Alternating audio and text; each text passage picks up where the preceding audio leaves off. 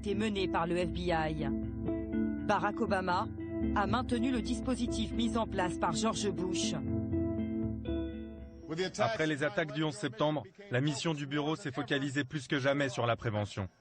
Le défi est d'identifier et d'arrêter les complots terroristes avant même qu'ils ne se mettent en place.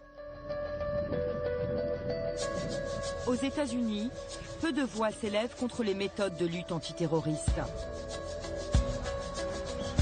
Un journaliste d'investigation enquête depuis 7 ans sur les excès de cette politique. Trevor Aronson a tenté de démontrer à plusieurs reprises que des hommes avaient été piégés. Bonjour, comment ça va? Ce jour-là, il a rendez-vous avec Avni Osmakak. Son frère vient d'être condamné à 40 ans de prison pour complot terroriste. Cette fois encore, il était en contact avec un informateur du FBI. Votre frère a changé après avoir rencontré l'informateur? Il a commencé à s'habiller en habits traditionnels musulmans, à mettre un turban. Ça, c'est l'informateur qui lui a demandé de le faire. Il lui disait que tous les bons musulmans devaient s'habiller comme ça. D'après Avni, son frère aurait été manipulé du début à la fin par le FBI. Dans cette affaire aussi, tout a été enregistré. L'informateur a procuré des armes à Sami Osmakak. Il lui a appris à s'en servir. Il l'aurait poussé à enregistrer cette vidéo djihadiste. C'est l'infiltré du FBI qui tient la caméra. Nous voulons nous venger des infidèles américains qui font couler le sang en Irak. Nous allons faire couler votre sang, celui de vos femmes et de vos enfants. Sa ceinture d'explosifs, le revolver et la Kalachnikov posée à côté de lui sont factices. Avni affirme que son frère était malade, diagnostiqué schizophrène 5 ans avant cette vidéo. On l'a vu changer quand il est tombé malade. On a essayé de le convaincre d'aller voir un médecin, mais il nous a fui. Et l'informateur, il a juste profité de sa maladie. Vous pensez que votre frère réalisait que c'était grave de faire ce genre de vidéo? Mon frère ne savait même pas ce qu'il disait à ce moment-là. Tout ça, c'était orchestré par quelqu'un dans les coulisses. La thèse de la manipulation, avancée par les avocats, n'a pas été retenue. Pour le journaliste Trevor Aronson, ce cas ressemble à d'autres histoires qu'il a révélées. D'après lui, il s'agirait bien d'un piège. Ce qui est significatif dans le cas de Sami Osmakak, c'est que comme les autres affaires, on dirait que le FBI a tout orchestré. Chaque détail, y compris les mots que Sami Osmakak a prononcés. Il a aussi été manipulé par l'informateur qui lui a promis de l'argent. Il y a aussi des questions qui se posent sur ses capacités mentales limitées. Il était facilement manipulable par ses agents qui cherchaient une affaire à tout prix. D'après Trevor, quand le piège se referme, il est presque impossible de s'en sortir.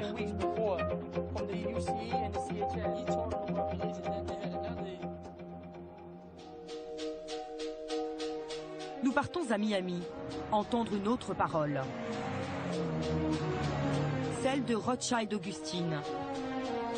En 2007, il a été condamné à 7 ans de prison pour apologie du terrorisme. Il vient d'être libéré. Nous le retrouvons à Liberty City, l'un des quartiers les plus pauvres de Miami. Le gouvernement nous a piégés. Tout le monde savait qu'on ne ferait jamais aucun acte terroriste. L'informateur nous a poussés, piégés pour créer une affaire. Rothschild croise la route d'un informateur du FBI il y a 8 ans. À l'époque, il fait partie d'un groupe de 7 jeunes désœuvrés qui traînent dans les rues de Miami. Pour le FBI, ils sont suspects. Une mission de surveillance est lancée. L'informateur, c'est Eli Assad, un ancien dealer qui renseigne le FBI depuis plusieurs années. Encore une fois, il fait miroiter de l'argent aux hommes s'ils planifient un attentat. 40 000 €, pour faire exploser le siège du FBI à Miami. Mais au fil des mois, rien ne se met en place. Alors Elie Assad imagine autre chose. Ce jour-là, il convoque tout le monde chez lui. Je représente Oussama Ben Laden. C'est lui qui parle sur cette vidéo. Sous les caméras de surveillance du FBI, il demande au groupe de réciter un serment à Al-Qaïda qu'il leur dicte mot pour mot. Maintenant, vous répétez après moi. Je jure devant Dieu, le Tout-Puissant, de m'engager entièrement. Rothschild est l'homme au t-shirt blanc. C'est à cause de cette vidéo qu'il a été condamné pour apologie du terrorisme.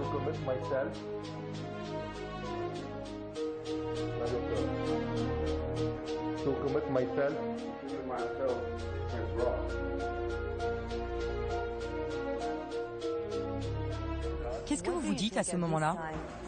À ce moment-là, j'étais très mal à l'aise. Je ne comprenais pas ce qui se passait. Je pensais juste à partir. Regardez, j'ai la main sur la porte, prêt à partir. Je comprenais pas. C'est sûr que c'était pas une bonne idée. Avec le recul, je me dis que c'était stupide. Mais à l'époque, on était désespérés, on avait besoin d'argent. On avait des rêves, des buts à atteindre. Et rien ne se passait, on était frustrés. On voulait juste que nos vies changent. Rothschild se serait laissé aveugler par l'argent.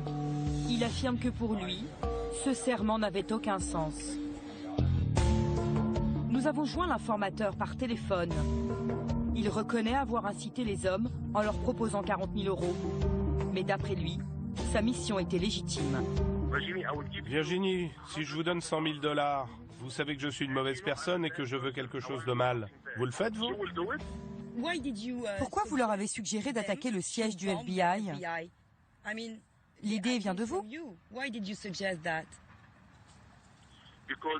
On voulait voir à quel point ils étaient sérieux. Pour Elie Assad, cette opération aurait permis d'éviter le pire. Imaginons que ces hommes aient réellement cherché une mauvaise personne. Imaginons qu'ils aient vraiment trouvé cette personne. Qu'est-ce qui se serait passé d'après vous? Pour son opération de surveillance à Miami, Elie Assad a touché 65 000 € du FBI. Les informateurs cherchent-ils désormais des terroristes à tout prix? Un homme en est persuadé. Mike German a travaillé pendant 25 ans comme agent spécial du FBI. Il a démissionné en 2004 après avoir dénoncé les dérives de la lutte antiterroriste. À l'époque où je faisais mes opérations d'infiltration avant le 11 septembre, si je voulais ouvrir une enquête pour terrorisme sur des personnes, le FBI m'aurait demandé à quelle organisation terroriste ces hommes sont-ils affiliés. Dans les récentes affaires, j'aurais répondu en fait, ils ne sont pas affiliés à des terroristes. On m'aurait demandé, ok, mais quel genre d'armes ont-ils? Ils n'en ont aucune. Quelles ressources ont-ils pour acheter des armes? Ils n'ont aucune ressource. Quel est leur complot terroriste? Ils n'ont aucun complot en tête. Donc, on va lancer l'opération d'infiltration, leur fournir les armes, l'argent et l'idée de l'attaque. Pour moi, c'est de la fabrication d'affaires. D'après cet ancien agent, l'attaque du World Trade Center a profondément changé les méthodes du FBI. Depuis, son budget a explosé. Il dispose de 3 milliards de $ chaque année. Mike German affirme que l'agence est tenue par une politique du chiffre, du résultat.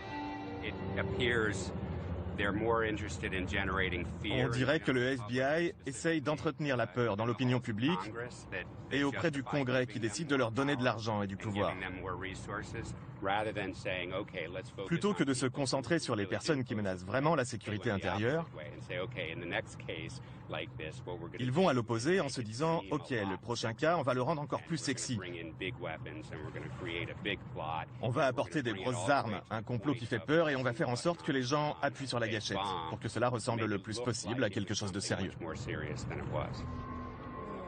Pour lui, le FBI stigmatise l'islam et les musulmans injustement. La communauté musulmane est suspectée d'office. En envoyant des informateurs, le FBI mène plusieurs intrusions dans cette communauté. Pas seulement pour fabriquer de faux complots terroristes, mais aussi pour espionner tout simplement les musulmans. Justifier de se concentrer sur certaines personnes en raison de leur religion, c'est totalement inapproprié dans une société démocratique. D'après Mike German, le gouvernement se trompe de cible.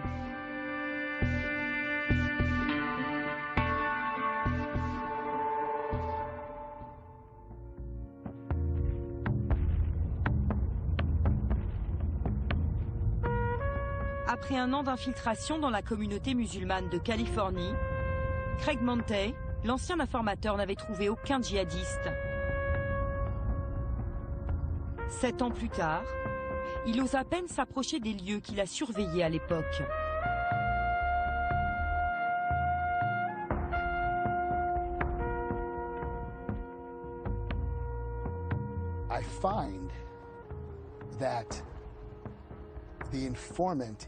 J'ai découvert que l'informateur est celui qui oriente les individus,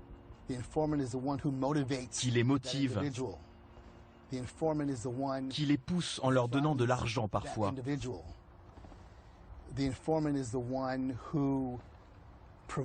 Qui révèle des vices en eux. Vous enlevez l'informateur, il n'y a pas d'affaire.